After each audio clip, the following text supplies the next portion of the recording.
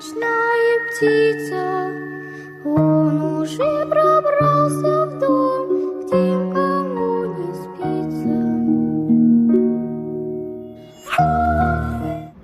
কোথা থেকে ছুটে ছুটে কানাইবাবু নিতাইবাবুর বাড়ির সামনে হাঁপাতে হাঁপাতে নিতাইবাবুকে বলছেন, বাবু বাবু আমি খুব বিপদে পড়েছি।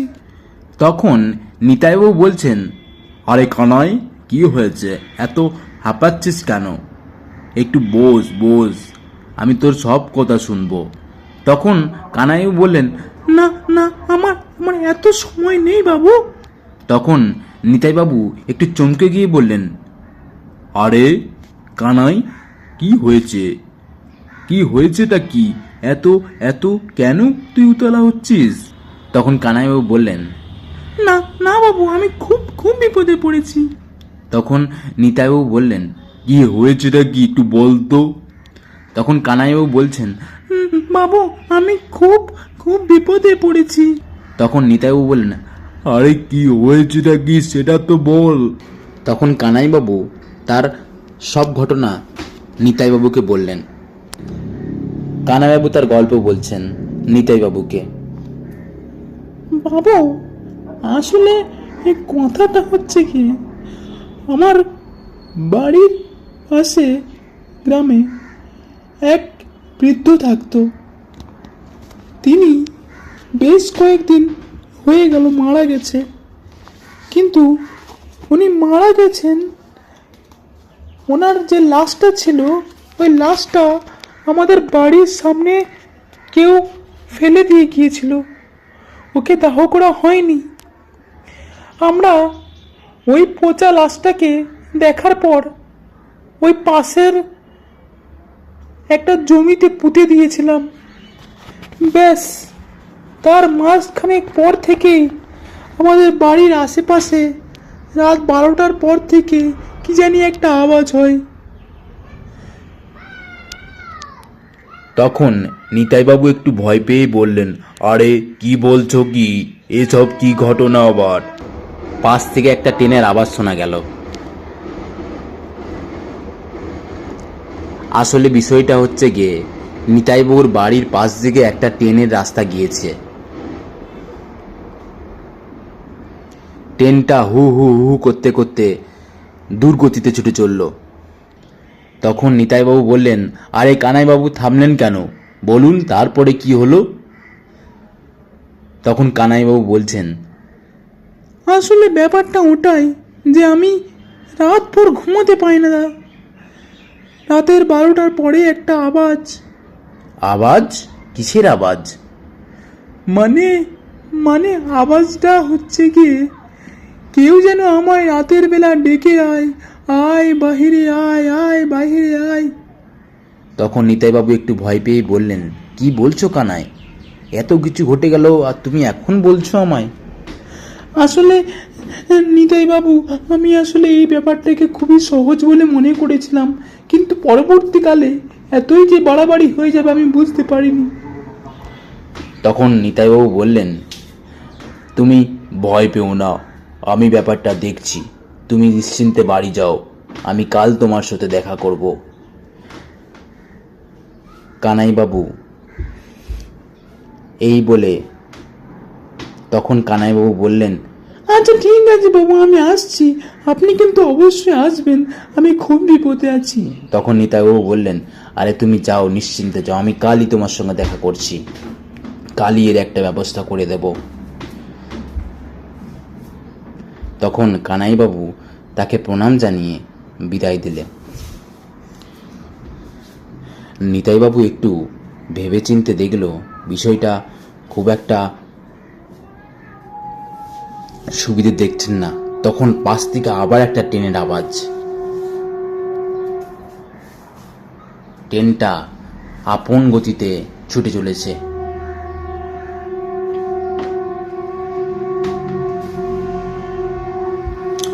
নিতাইবাবু একটু চুপ করে থাকলেন।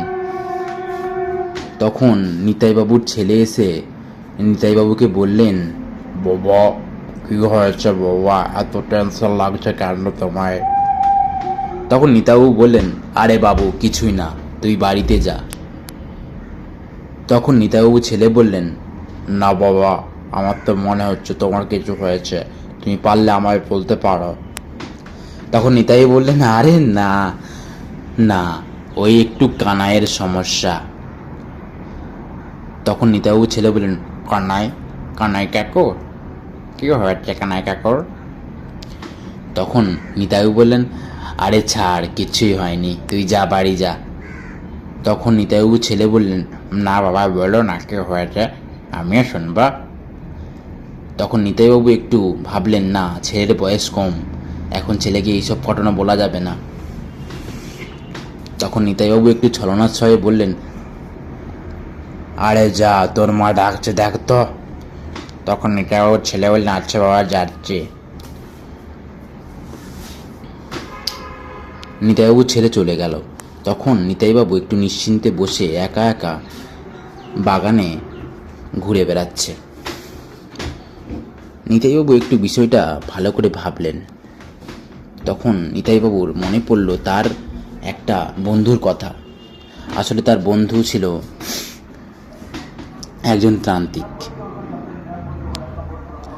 যদিও তার বন্ধুর সঙ্গে এখন সম্পর্কটা খুব একটা ভালো নেই, কারণ তার বন্ধুর সঙ্গে সম্পর্কটা সে অনেকদিন আগেই খারাপ হয়ে গেছে। কারণ একটা ঝামেলার পর থেকে কানাইবাবু আর ওনার বন্ধুর সঙ্গে ঝামেলার পর থেকে নিতাইবাবু তার বন্ধুর সঙ্গে আর কোনো যোগাযোগ রাখেনি। সে অনেক ঘটনা। আসলে কানাইবাবুর সঙ্গে একটা সময় নিতাইবাবুর বন্ধুর অনেক ঝামেলা হয়েছিল জমি নিয়ে। সেখান থেকে নিতাইবাবু কানাইবাবুকে একটু সাপোর্ট করেছিল বলে নিতাইবাবুর বন্ধু আর নিতাইবাবুর সঙ্গে যোগাযোগ রাখেনি। কিন্তু নিতাইবাবু এখন বিপদে পড়েছে কানাইয়ের এই সমস্যা নিয়ে। তাই নিতাইবাবু ভাবলেন যে আমি একবার আমার বন্ধুর সঙ্গে কথা বলে দেখি। নিতাইবাবু একটু ছুটে ছুটে গেলেন তার ঘরের দিকে। ঘরে গিয়ে তিনি তার বউকে বললেন, আরে নীলিমা, দেখো তো, ওই আমার আলমারির উপরে একটা ডায়েরি আছে। তখন নীলিমা বলল, কোথায়? আমি দেখিনি তো। তখন নিতাইবাবু একটু রেগে গিয়ে বললেন, আরে ভালো করে দেখো না, ওইখানেই আছে পারে। তখন নিতাইবাবুর বউ বললেন, এত রেগে যাওয়ার কি আছে, একটু ভালো করেও তো বলতে পারো। নিতাইবাবু বুঝতে পারলেন সে তার বউয়ের উপর একটু বেশি রেগে গেছে। তখন তার বউ তাকে তার ডায়েরিটা দিয়ে বলল, কি খাবে বলো? তখন নিতাইবাবু বললেন, আমি এখন কিছু খাবো না, তুমি যেতে পারো। তখন তার বউ বলল, আচ্ছা ঠিক আছে, আমি যাচ্ছি। নিতাইবাবু তার ডায়েরিটা নিয়ে তার বন্ধুর নাম্বার খুঁজতে লাগলো। নিতাইবাবু অনেক ঘাটাঘুটির পরে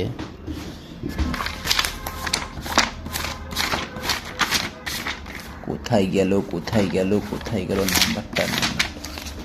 নিতাইবাবু তার ডায়েরির পাতা উল্টে উল্টে খুঁজে বেড়াচ্ছে বন্ধুর নাম্বারটা। আসলে বন্ধুর সঙ্গে কয়েক বছর যোগাযোগ না থাকা সত্ত্বে তার নাম্বারটা কোথায় রেখেছে নিতাইবাবু মনে করতে পারছেন না। আরে কোথায় রেখেছে? হ্যাঁ, এই তো 12 নিতাইবাবু মনে হয় তার বন্ধুর নাম্বারটা পেয়েছে, তাই একটু চমকিত স্বরে বলল, এই তো পেয়েছি, দাঁড়াও কল লাগাই। তখন নিতাইবাবু তার মোবাইলটা নিয়ে তার বন্ধুর নাম্বারটা ফোনে কথা বলতে লাগার জন্য ফোনটা লাগালো। নিতাইবাবুর পাশে শুধু ট্রেন যায় আসে, কারণ নিতাইবাবুর লাইনটা মেন লাইন, তাই সবসময় ট্রেনের আওয়াজ হয়। নিতাইবাবু একটু বিরক্ত স্বরেই বারবার হয়ে যায়, কারণ তিনি ট্রেনের আওয়াজটা খুব একটা পছন্দ করেন না। তারপরে নিতাইবাবু তার বন্ধুকে ফোন লাগালো। প্রথমে ফোন লাগানোর সত্ত্বে তার ফোনটা ধরল না। নিতাইবাবু বুঝতে পারলেন আসলে অনেক দিনের পুরনো রাগ তো, তাই তো ফোনটা ধরছে না। তখন নিতাইবাবু কাগজটা উল্টিয়ে আরও একবার নাম্বারটা ভালো করে তার ফোনে ডায়াল করলো। বাবা, নাম্বারটা আচ্ছা ঠিক করে। তখন নিতাইবাবু একটু চশমাটা উপর দিকে করে তার নাম্বারটা আরেকবার ডায়াল করলো।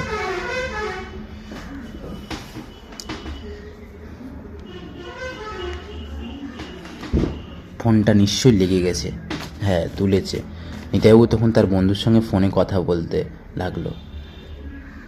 তার বন্ধুর নাম গোপাল। তুমি তখন ফোন করে বলছেন, আরে গোপাল, কেমন আছিস?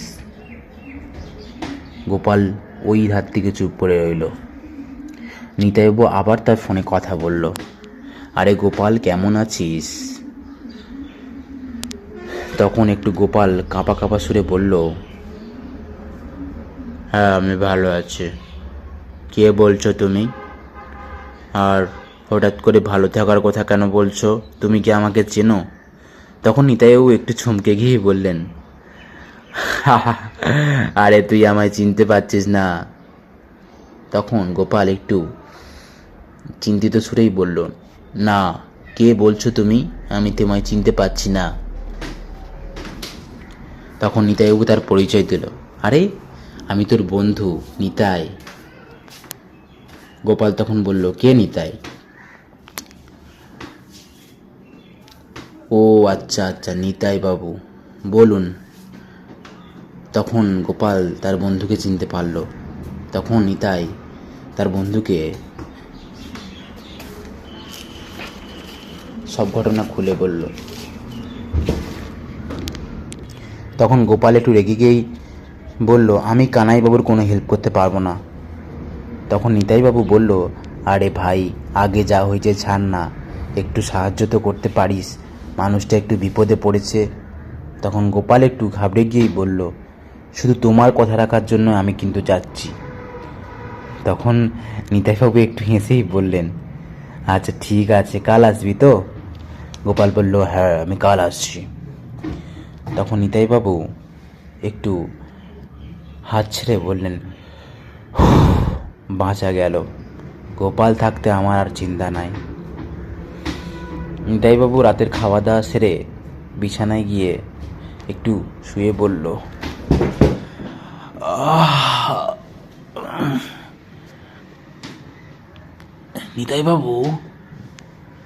নিতাইবাবু পাশ উল্টি দেখলেন তার পাশে তার ওয়াইফ নেই। নিতাইবাবু তখন ভাবলেন, এত রাতে তার বউ কোথায় গেল? নিতাইবাবু একটু ছটফট করে বিছানা থেকে উঠে বসলেন। তখন নিতাইবাবু বললেন, নীলিমা, নীলিমা, কোথায় তুমি এত রাতে? তখন পাশের ঘর থেকে কোনো আওয়াজ আসার নামগন্ধ হলো না। তখন নিতাইবাবু আরও একটু জোরে বললেন, নীলিমা, নীলিমা, কোথায় তুমি? তখনও কোনো আওয়াজ না পেয়ে নিতাইবাবু একটু ভয় পেয়ে গেলেন। রাত তখন 12টা, এত রাতে তার ওয়াইফ কোথায় গেল? নিতাইবাবু হট করে বিছানা থেকে উঠে পড়লেন, আর তিনি দরজাটা খুলে দেখলেন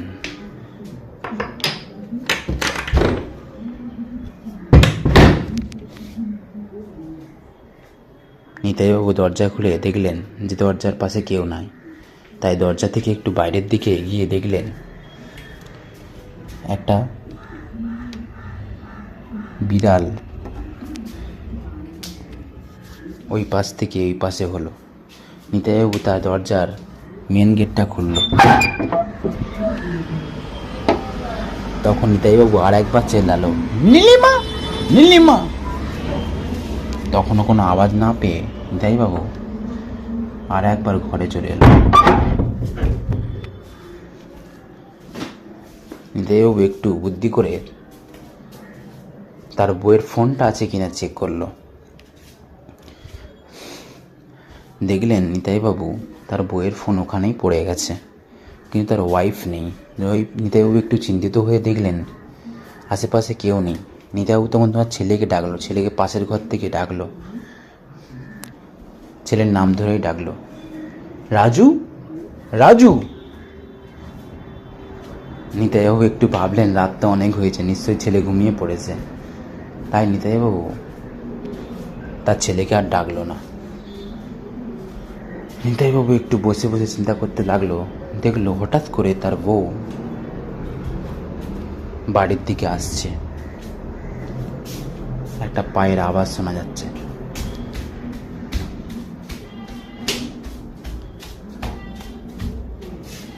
তখন নিতাইবাবু দেখলেন তার বউ তাদের বাড়ির রাস্তা থেকে, যে রাস্তাটা শ্মশানের দিকে গেছে, সেই রাস্তা থেকে হেঁটে হেঁটে আসছে। নিতাইবাবু একটু চমকে গেলেন। নিতাইবাবু দেখলেন তার ওয়াইফ নীলিমা সোজা হাঁটতে হাঁটতে ঘরের দরজাটা খুলে শোয়ার ঘরে এসে নিতাইবাবু কিছু না পড়ে শুয়ে পড়লেন পাশেতে। নিতাইবাবু একটু রেগে গিয়ে বললেন, নীলিমা, তুমি এত রাতে কোথায় গিয়েছিলে? নীলিমা কোনো সাড়া দিল না। নিতাইবাবু একটু ভালো করে লক্ষ্য করে দেখলেন নীলিমার পায়ে কিন্তু কোনো ধুলো নেই। নীলিমার হাতগুলোতে যেন লাল লাল কি লেগে আছে। নিতাইবাবু একটু ভয় পেয়ে দেখলেন নীলিমার হাতে ওটার লাল কিছু না, রক্ত। নিতাইবাবু একটু ভয় পেয়ে গেলেন। নীলিমাকে ঘুরতে বললেন তার দিকে। নীলিমা যখনই নিতাইবাবুর দিকে ঘুরলেন, নিতাইবাবু চমকে বললেন, আরে নীলিমা, এটা কি? আসলে বিষয়টা হচ্ছে গিয়ে নীলিমার চোখ দুটো তখন জ্বলছে, আর কিছু দাঁত তার মুখ থেকে বেরিয়ে এসেছে। নিতাইবাবু চমকে গিয়ে ঘরের দরজা খুলে দৌড়ে পালিয়ে গেলেন। নিতাইবাবু কিছু বুঝতে না পারার আগেই